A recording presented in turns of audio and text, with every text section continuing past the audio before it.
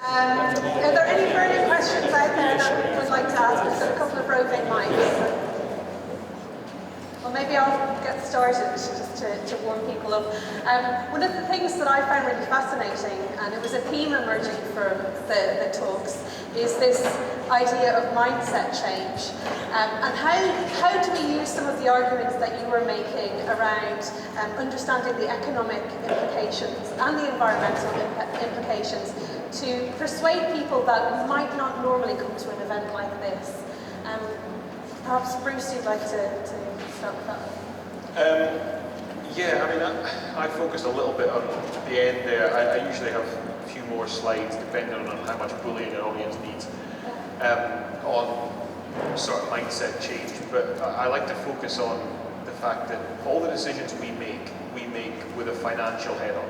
They have to be made with a financial head on, because I keep saying you can't be green if you're in the red. If you're in the mountains of debt, you can't concentrate on environmental sustainability. So it's about getting through to sort of not the audience here, but the people that don't come to these meetings, that you can do both quite simply, quite effectively, and probably more effectively. Looking after the environment, farming in a more sustainable manner, to me, it seems like a win-win. It seems like an easy thing to do, because you're going to cut down your input costs as you go on. It's difficult to get, especially farmers, and I say that with, as one, it's difficult to get farmers convinced of that. Denise, would you like to come in? When farming is on the up, when farmers are optimistic, it's much easier to get better attendance. And I've seen that over years of conferences. But there is a mindset change, I think, happening regardless, in terms of recognising other values.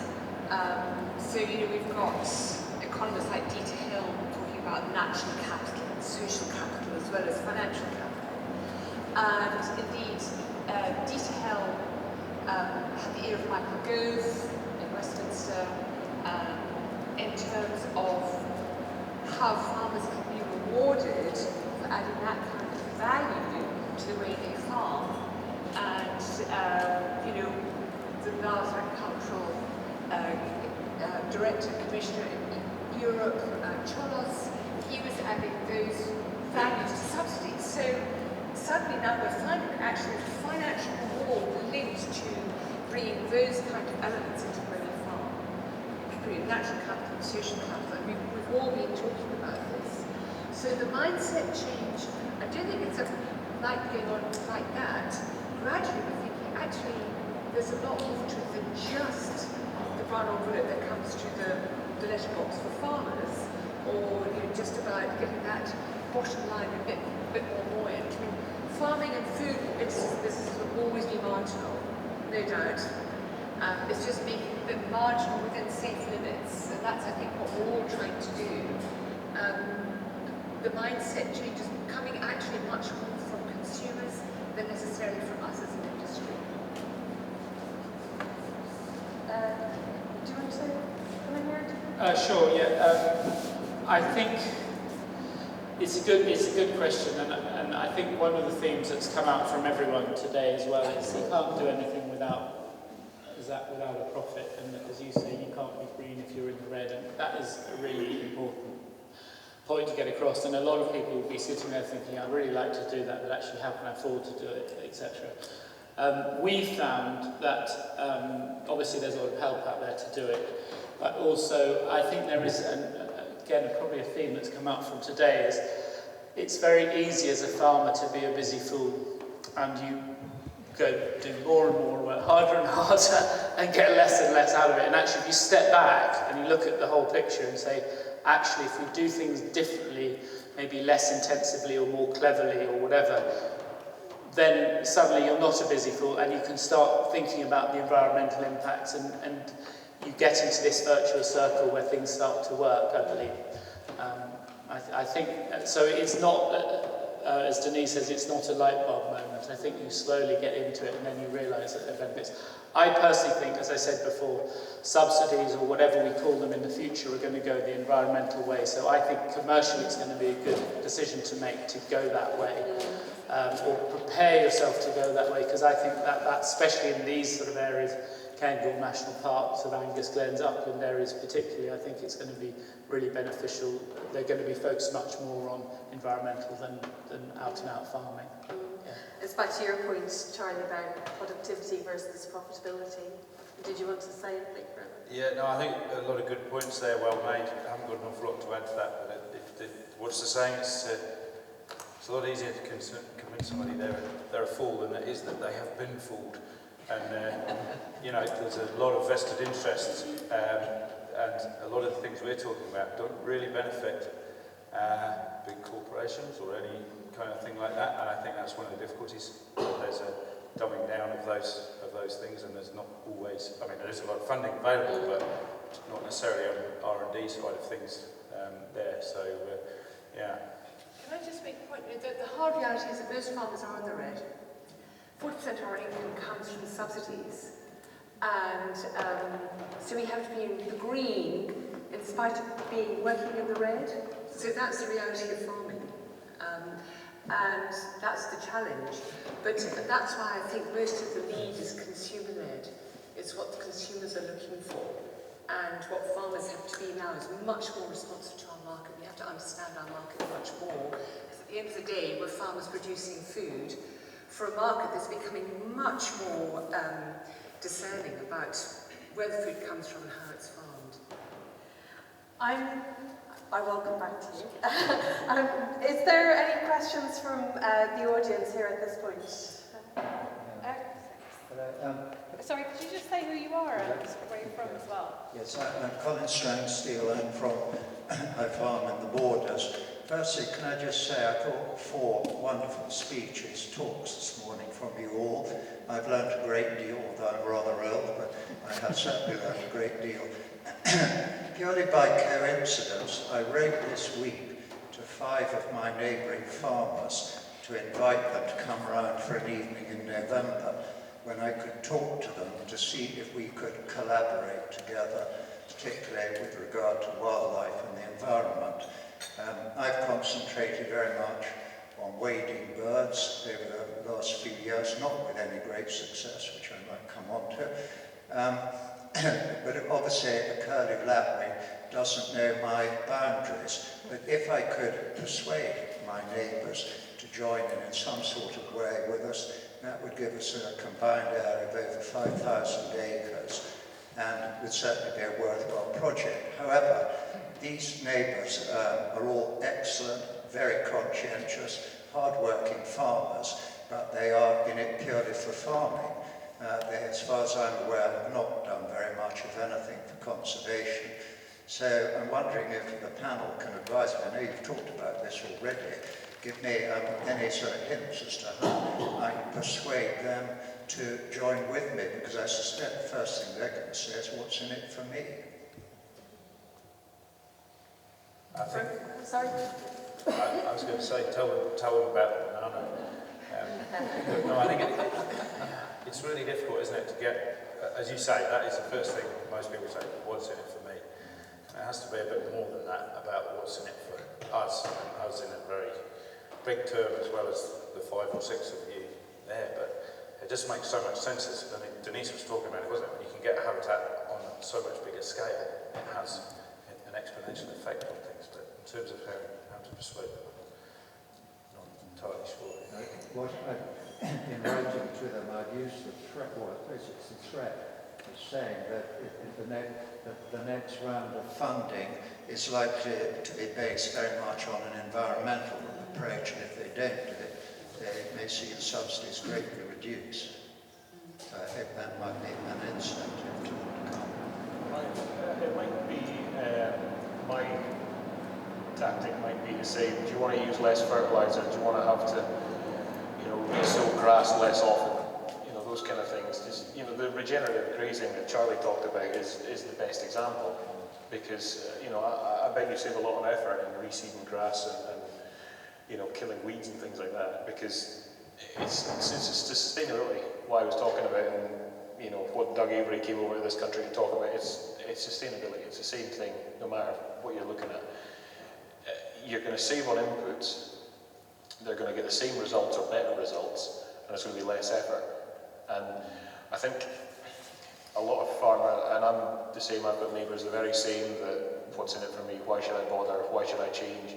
I think we got into a system 30, 40 years ago where fertiliser was cheap, where chemical sprays were cheap, where ploughing was easy, where you got grants for liming, all this kind of stuff, and we've continued with that system even though the input costs have gone up, and now all of a sudden the margins are much smaller, or they're in the minuses, and we expect to be getting the same result from it, and Insanity is doing the same thing year after year and expecting different results.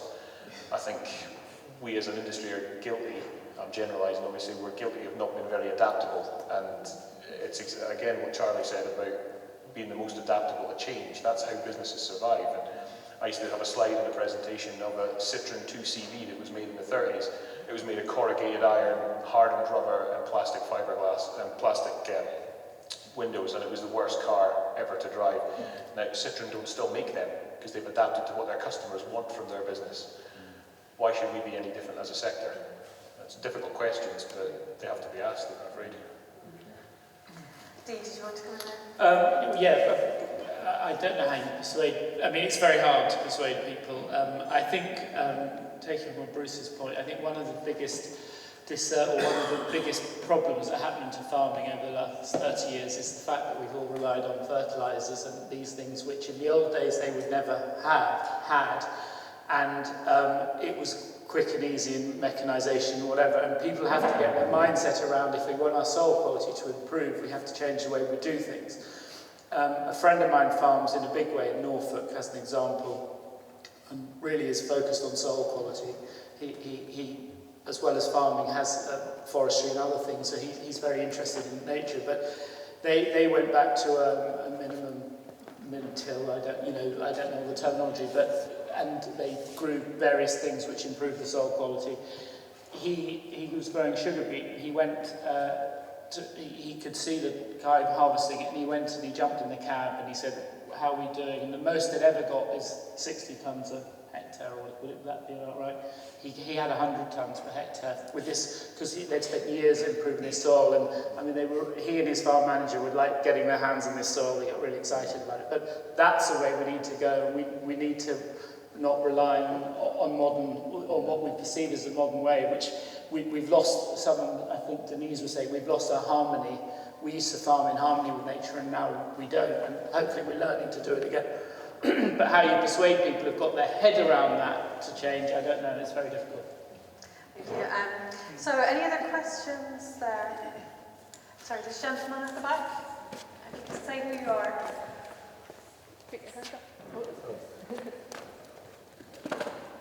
Hi, Chris Bailey from RSGB. Just to echo on Colin's point about 4 great talks this morning.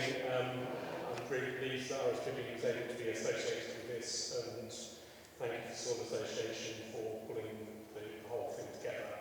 I guess my question to the panel is, you're obviously all of you doing an awful lot for the environment and for your businesses. What's the next thing that you'd like to do that you've not been able to do so far? And what support do you need for doing it outside of funding?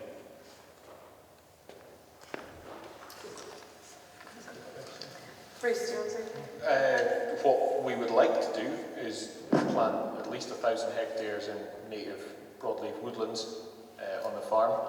And what I need to do is, for anyone in the audience can give me a couple £1 million to buy the farm off the estate, we'd be happy to do that. But at the moment it's grouse moor managed by them for sporting interests, and we graze sheep on it to soak up the tick, but I would love to see it covered in trees. That's just my personal thoughts. Denise, would you like to? Well, I'd like to see people eating more pasture-fed beef, and that's not being kind of facetious about people's choices about not eating beef. we're doing is actually a form of farming with nature, we'll talk about that a bit later on, that actually provides a lot of solutions. So there really does need to be a very sound, what I would like to be part of, what I like to see is a very sound approach to giving good advice to people to buy what's good for them and for the environment. And we know that we can do it. There's definitely a bit more nuance required in that debate. So there is, yeah. Charlie? Yeah, I would reiterate what Denise has just said, but particularly this thing about that we can sequester carbon in the grazing system, and yes, we can do it with trees, and there's a place for each, but we can actually sequester carbon. We can also build soil, so you can add a percent to your soil organic matter or your soil carbon, but you can also build soil. So if you build more soil, there's even more capacity, and that would be that opportunity really to get that message out there more, the forums in which to do that, and getting that, because we're getting the slating at the moment for the beef, and yet a lot of it is being produced in a very environmentally friendly manner that actually is a solution rather than a problem. Yeah, it's a challenging issue. This lady here. I'm Katrina Ryan. I've just written down, I'll probably definitely all now. Am I working? It's automatic. It's working anyway. I've just written down animals, manure, vegans, method of slaughter and handling of beef and halal meat. It's not just about the beef, the cows walking about in the fields. I see a lot of stuff on Facebook and people are very aware of how animals are handled and slaughtered as well. And I think that makes a lot of people think about vegetarian life. And I think the manure is incredibly important. So that's any solutions to that? Actually, that's kind of, if we're looking at sort of the impact of wider issues on why we're here and you're here, you kind of just about hit it on the head with your range of issues that you want to talk about. I mean, certainly, welfare is absolutely key. And from our point of view, welfare is also very important for equality. So it's very important that we handle our animals properly, so that the quality we get back into our butchery and for our customers is absolutely key. So that welfare in relation to stress events and the flight hormones and cortisol affecting meat, it actually all just makes good sense. Just looking after things properly. So we've actually built a handling system based on the Temple Grandin design that actually reduces welfare in the handling. This means that actually one of us, my son Angus, can handle the beef out of a shed or from a field into a shed through this that we built ourselves, through the system, and load it up to go to the abattoir. That's one thing. The other thing is halal. It's interesting. The abattoir we use, which is very good, we inspect it and it has an organic line, also has a full-time imam. And 90% of halal beef in Britain is pre-stunned. The only thing he does is he does the sticking, but once they've been stunned, so they're all pre-stunned, he does the sticking. He does exactly the same as the other abattoir guys, except he says a prayer. So halal is misunderstood. And there are also non-halal abattoirs in the UK that don't pre-stun, but they're not official. So all food standards agency licensed abattoirs pre-stun. And it's no doubt we need to shift our diets, but there needs to be a much better understanding of the different implications of that dietary shift. And it's not a binary choice between vegetarian and meat eating. So I think it's building the stories like we've heard today around what this means, what the way we eat means for our landscape. We probably have time for one more question. Is there any? Yes. Hi, I'm Carolyn Pringle. I work with Dee Ward, Estate, Scotland. I just wondered if any of you have come up against any obstacles where you might not be able to do everything that you wanted to conservation-wise because of regulation or red tape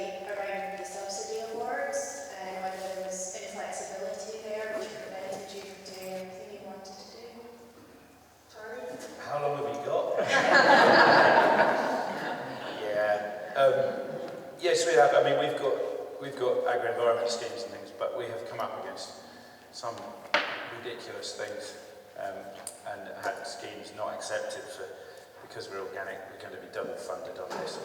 It's like, fine, I don't need to be double funded. I just want to grow wild bird seed because it's good for the birds. Sort of some silly little things.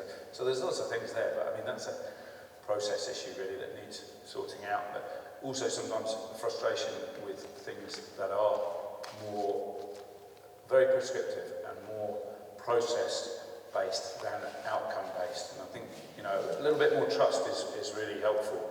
You know, trust us. A lot of us want to do a good job. We don't always have all the information, but if it's out there and we can access it, we can do a good job. But sometimes, you know, seasons are different. Nature's a very fickle beast, and it would be nice to have a little bit more flexibility sometimes. Not to cut corners and dodge the scheme, as it were, but to actually just manage it to what you know would be a better outcome for that yield. I think the process and the way in which these grants are administered is a massive obstacle for us because they're, as Charlie said, they're prescriptive, they're competitive. So there's a lot of times that we've had great ideas, great things that would benefit the environment, species, habitats on the farm, can't get any funding for them because they're not in the pre-designated list of options. They're not, we can't get enough points to get funding for them. And as well as that, we unfortunately live in an age where everything is compliance and audit based. So if Scottish Government can't audit what you're doing, they're not hugely interested in it, unfortunately. And it's easier to regulate compliance than outcomes. Yeah, I mean, that's the first thing I wrote on my list there is outcomes based. It's process based, and that's a real issue. One of the things up here, our growing season starts 2 months later and finishes 2 months earlier than everyone else's. So when they say you need something planted by March, we can't plant it till May, for example. Now, in reality, they have a pragmatic view to that and they accept that, but the form you have to fill in is very prescriptive, and it's a sort of one-size-fits-all. And I think it would be better if it was more about. I think trust is a big issue too. I think if we can say, look, our intention is to plant these trees or plant these hedges, and these days in the era of satellite mapping, it should be fairly simple to see whether that hedge is growing or not, without having too much paperwork to fill in. Because I think our intentions are, most farmers want to do what they say. They're not trying to dodge anything, but sometimes you plant a hedge and only half of it grows or whatever, and then you replant it or do whatever, or some natural regen comes up in the hedge and it's fine. But, if that hedge is there, surely, you should be paid for it, or whatever, you should get your grant. So I think there's some things, and it does come around trust to me. I've talked a few times in public-private things, and one of the issues is a lack of trust. Not because people, it's more because people don't understand each other's motivations, but as soon as you understand each other's motivations, that tends to break things down. Thank you. I'm afraid we're going to have to wind up this part of the discussion.